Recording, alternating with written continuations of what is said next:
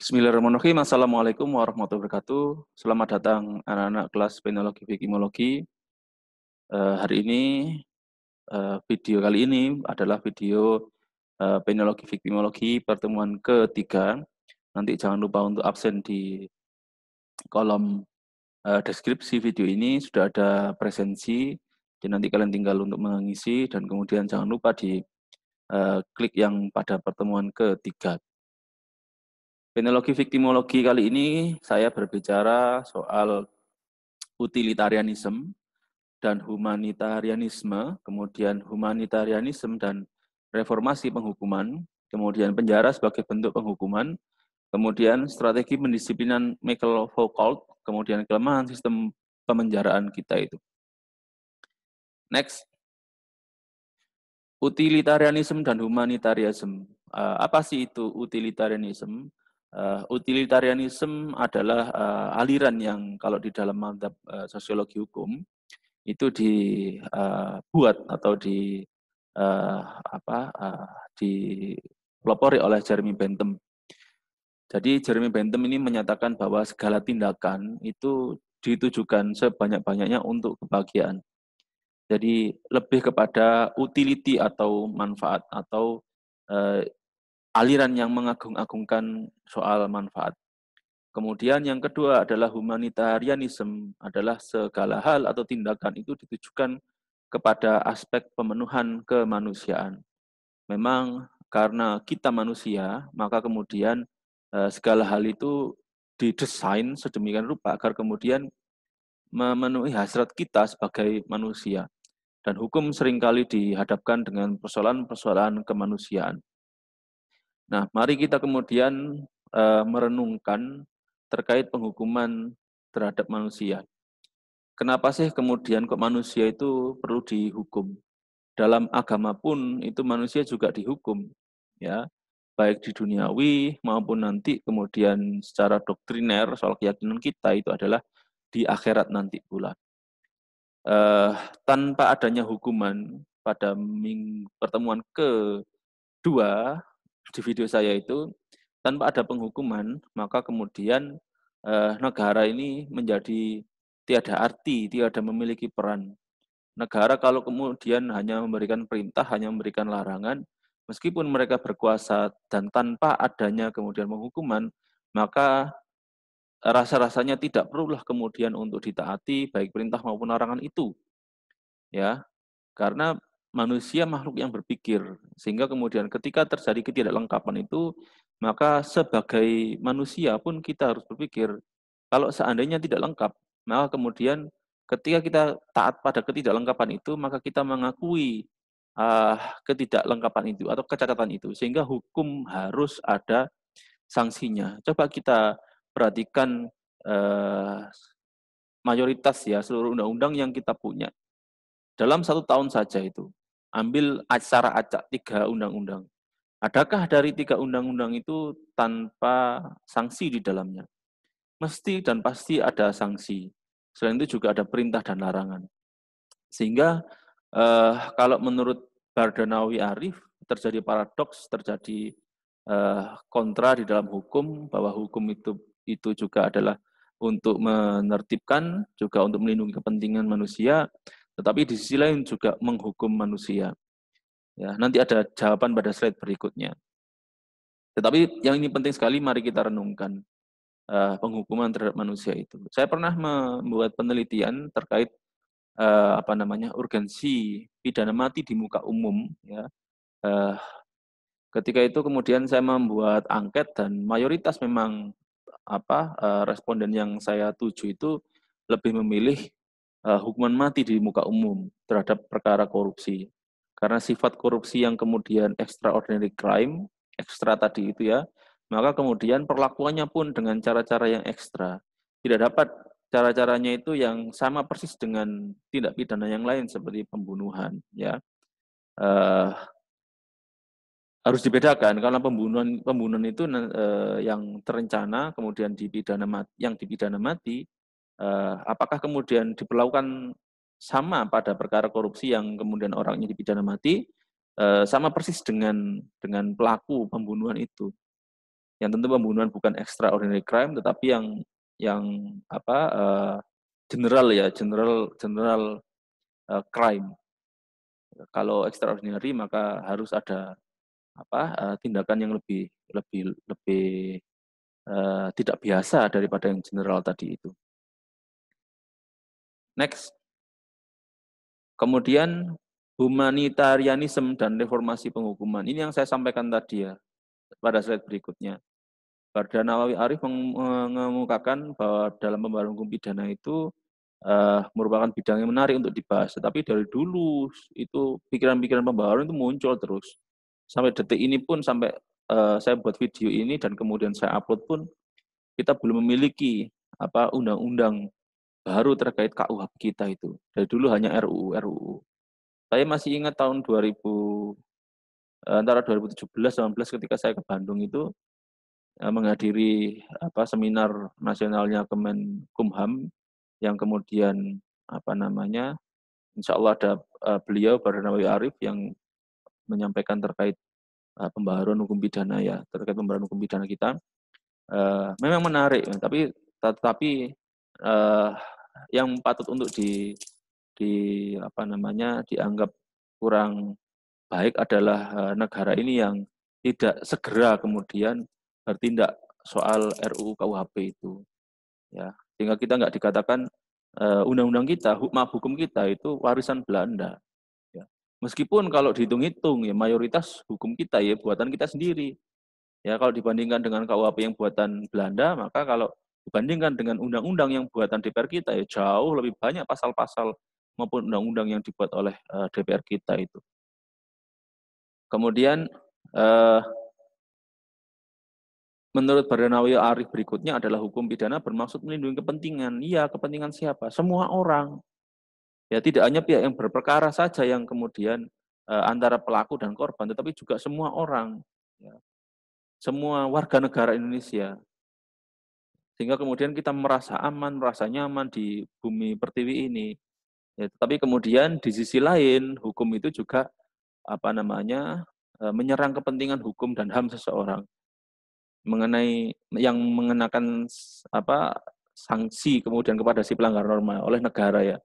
Tetapi kalau kalian ingat apa namanya Hakim Artijo Alkostar, apakah kemudian hukum kita itu yang memberikan sanksi contoh pidana mati terhadap seseorang itu apakah itu melanggar HAM?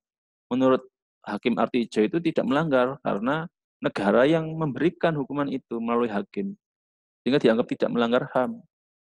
Ya, toh negara-negara yang mengagungkan hak asasi manusia pun dia juga masih pakai apa namanya pidana mati. Mereka itu juga menggunakan pidana mati.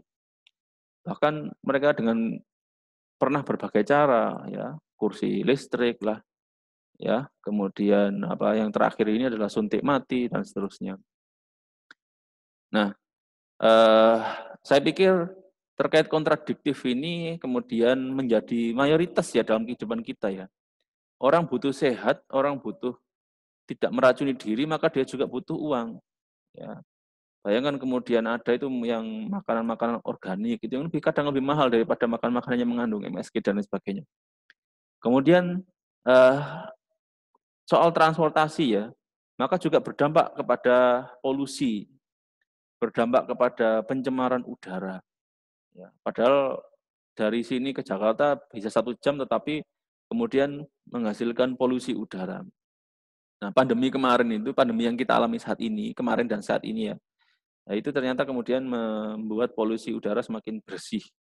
Karena kendaraan transportasi jarang berseliweran di depan kita, jarang berseliweran di jalan-jalanan. Nah, tetapi ya kita tetap berharap agar pandemi ini segera selesai. Ada juga yang kemudian apa namanya paradoks ya, kontradiktif. Orang mengejar karir, maka yang ditinggal adalah soal keluarga. Nah, jadi saya berusaha mencari teman-temannya hukum ini. Ya, jangan kemudian hanya hukum yang dianggap paradoks, tapi juga dalam soal kehidupan itu juga banyak yang paradoks. Orang mengejar karir, maka nggak mau dia jarang juga ketemu anak dan sebagainya. Mungkin yang kita alami di salah satu ya di antara kita ya di keluarga kita. Ya. Saya pikir bukan it's not big deal ya, bukan perkara yang besar ya soal paradoks ini ya. Nah, kalau kemudian hukum sifatnya lemah lembut ya, maka kemudian apa namanya, efek deterrennya itu kemudian orang menjadi tidak terlalu menganggap hukum sebagai hal yang berwibawa. Ya, jadi sanksi itu kan membuat hukum menjadi lebih berwibawa. Percuma soal isi, kemudian substansi, kemudian soal struktur yang kemudian begitu wah ya, begitu bagus dan sebagainya. Tetapi pelaksanaan sanksi, implementasi sanksi itu kemudian menjadi nol itu ya kemudian hukum dianggap angin lalu akhirnya. Next, humanitarianisme dan reformasi penghukuman. Reformasi penghukuman tentu menguntungkan pihak yang melawan hukum karena setelah saya memahami tulisan Michael Foucault ini di bukunya ya Discipline and Punish ini kemudian juga termasuk artikel-artikel lainnya itu ada keinginan-keinginan untuk pergeseran dari pembalasan kepada soal-soal kemanusiaan. Nah, di Michael Foucault ini menganalisis perubahan dan pergeseran strategi menghukum paruh abad kedua, abad ke-17 ya, hingga abad ke-15. Bahkan kemudian sampai detik ini kita merasakan pemberitaan soal kemudian orang mau dihukum mati, kemudian muncullah usaha-usaha untuk membela karena ini nggak manusiawi, hukuman mati itu nggak manusiawi. Nah, kemudian saya pikir ada bagian-bagian yang memang harus dimanusiawikan dan ada bagian-bagian yang tidak perlu kita anggap soal kemanusiaan itu. Ya, bagaimana kemudian orang membunuh ibu dan anaknya ya di hadapan suaminya, kemudian dia hanya dihukum seumur hidup, dia terbukti bersalah melakukan pembunuhan, ya motifnya mungkin dendam, asmara dan sebagainya. Terus kemudian dia dimanusiawikan dan ini bagaimana soal kemanusiawian si ibu dan anak yang terbunuh tadi itu. Nah, ini juga menjadi problematika ya. Jadi jangan dikira kita memanusiawikan pelaku, memanusiawikan terpidana, orang yang jelas-jelas pelakunya, itu kemudian selesai. Ya, kemudian kita bangga soal itu tidak, tapi ada sisi lain yang kemudian terlepas adalah dari sisi korban. Makanya kalau berbicara fair, adil itu ya berat. Di sisi lain kalau memberikan hukuman mati itu ya kemudian akhirnya dianggap tidak manusiawi, kemudian negara lain ikut campur, negara kita dan lain sebagainya. Nah, berikutnya. Ini menarik ya. Jadi bukunya Michael Foucault ini Discipline and Punish ini menarik ya untuk kalian pelajari sehingga silahkan kalian mencari bukunya. Saya tadi cek di Amazon itu tersedia ya, amazon.com itu tersedia. Tapi kalian juga bisa untuk membaca dari tulisan-tulisan orang lain, tulisan disertasi orang lain yang mengutip terkait bukunya Michael Foucault ini. Next, kemudian berikutnya adalah terkait kelemahan pemasyarakatan. Ada satu film yang mungkin perlu kalian lihat ya. Dulu pernah saya tampilkan di anak-anak itu. Waktu Fakultas Hukum berada di GKB 1 ya. Film Shawshank Redemption. Jadi film ini memiliki rating tertinggi di dunia. Kalau nggak salah film tahun 80-an itu. Ya. Yang main itu Morgan Freeman. Saya lupa yang satunya yang aktor utamanya itu ya. Andy Dufresne itu ya. Tokoh utamanya Andy Dufresne. Itu bagus ketika orang yang tidak bersalah kemudian karena berada di tempat yang tidak tepat dan waktu yang tidak tepat akhirnya dia menjadi tertuduh dan kemudian diputus melakukan pembunuhan terhadap istrinya padahal orang lain. Kemudian dia berusaha untuk melarikan diri. Nah, di penggambaran di Shawshank Redemption itu menggambarkan bagaimana lapas itu, bagaimana mereka dibina untuk kemudian membuat barang, membuat sesuatu di sana. Ya, kemudian dibina terkait kejiwaan mereka dan lain sebagainya. Nah, memang tidak di menjadi sebuah pembelajaran ya di kita ya, bahwa penjara itu sebaiknya tidak over ya, dan Indonesia mengalami itu over capacity selalu dan selalu tiap tahun, dan ini adalah pernyataan Kemenkumham di tahun 2016 17 nih kalau nggak salah, bahwa kemudian terkait over capacity ini untuk membuat lapas baru dengan kapasitas 1.000 orang butuh 150 miliar dan diperlukan 200 petugas untuk lapas tadi itu. Ya, jadi kalau dihitung-hitung untuk satu orang warga binaan saja atau napi itu maka butuh 150 juta untuk membangun kamarnya, untuk membangun yang dan sebagainya.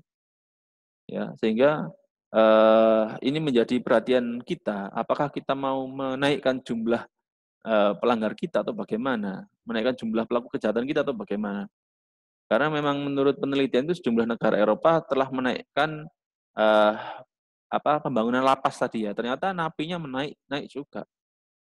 Nah, saya masih ingat di Adam Khazawi itu ya, datang ke Belanda, kemudian saya pernah baca artikelnya, ternyata di Belanda itu menggunakan restoratif justice ya. Jadi sebisa mungkin perkara-perkara itu tidak sampai ke dalam pengadilan. Sebisa mungkin diselesaikan melalui jalur-jalur yang musyawarah itu. Jangan sampai ada anak kemudian, ada orang kemudian mencuri barang yang dianggap ringan nominalnya, itu kemudian harus selesai di dalam proses persidangan. Jadi mengembalikan hubungan antara pelaku dan korban. Tapi ada sisi lain yang tidak bisa kemudian direstorkan, dia dikembalikan hubungannya. Salah satunya adalah soal pembunuhan, dan perkara korupsi, terorisme dan sebagainya.